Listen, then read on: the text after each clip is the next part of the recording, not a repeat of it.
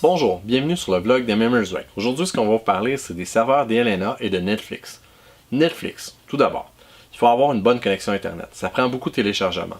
Renseignez-vous à votre fournisseur d'accès Internet ou à un ami qui s'y connaît bien avant de l'utiliser. Ce qui est vraiment le fun avec Netflix, c'est qu'on peut l'utiliser de partout. Soit sur une console de jeu Xbox 360, un PlayStation 3, un Xbox One, vos tablettes, votre cellulaire, votre ordinateur.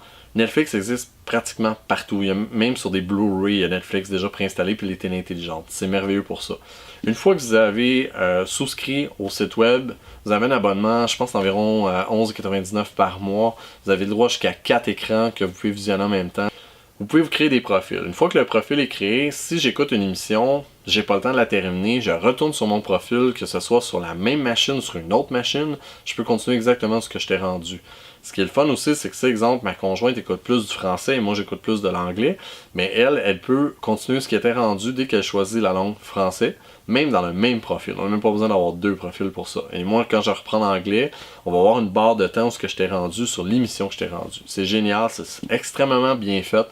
C'est vraiment pas long de changer d'une langue à l'autre. C'est quelques secondes. Sur les cellulaires, les plateformes mobiles, Netflix, ils ont racheté un petit quelque chose d'intéressant. Il y a certaines émissions qui sont exclusives à eux ou qui sont dans leur registre qu'on peut télécharger à l'avance, donc on peut l'écouter offline. On n'a plus besoin d'internet, on l'écoute à même l'application sur le téléphone et elle s'efface après un certain temps.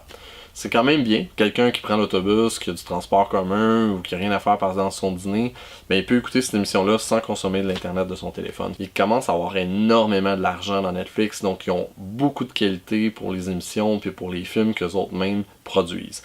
Ils achètent beaucoup de téléséries ailleurs aussi, puis beaucoup de films.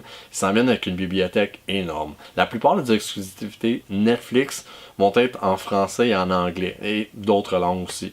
Le jour 1, souvent, ils vont sortir tous les épisodes d'un coup. C'est vraiment le fun pour quelqu'un qui veut les dévorer, qui veut tout écouter d'un coup. Par contre, ils s'en viennent avec un nouveau concept, un peu comme qu'on écoute la télé. À chaque semaine, ils sortent un nouvel épisode de plusieurs titres maintenant. C'est quand même bien parce qu'il n'y a aucune annonce, donc c'est une bonne chose. Maintenant, c'est tout pour Netflix. Vous pouvez vous abonner, je vais vous donner le lien dans le bas du YouTube si vous ne le connaissez pas déjà. Le serveur DLNA. Ce que j'utilise personnellement, c'est Servio. Donc servio.org. Vous avez le choix. Soit que vous l'utilisez de façon gratuite, donc vous allez pouvoir l'utiliser localement, c'est-à-dire tous les appareils qui sont connectés sur votre routeur qui sont capables d'utiliser le DLNA, la norme DLNA, pour partager des vidéos. Si toutefois vous préférez pouvoir l'utiliser de n'importe où à travers votre ordinateur puis vous l'envoyer sur votre téléphone, que vous soyez chez vous ou ailleurs, sur un réseau cellulaire ou que vous soyez sur le réseau d'un ami, il va falloir payer la version qui est environ 29,99$ à vie. Servio, c'est bien, ça partage vos vidéos, vos photos et également votre musique. Donc vous pouvez écouter de la musique en streaming dans la maison un peu partout. Vous n'avez pas besoin d'avoir tout sur votre appareil, vous pouvez l'avoir sur votre ordi. Il y a une plus grande capacité de disque dur la plupart du temps. C'est déjà classé, vous pouvez faire des playlists, c'est la même chose. J'ai laissé le lien également dans la description sur YouTube, servio.org.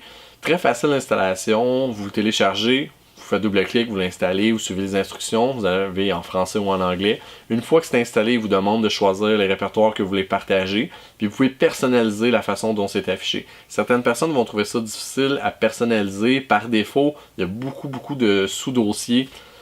Je l'ai simplifié en mettant vraiment les catégories exemple TV, TV show, musique, photo. Je trouve ça plus simple comme ça, mais ça c'est libre à vous de le personnaliser à votre goût. Donc c'était tout pour aujourd'hui. C'est un court vlog sur les serveurs DLNA et Netflix. Donc bon visionnement et d'ici le prochain vlog, faites attention à vous.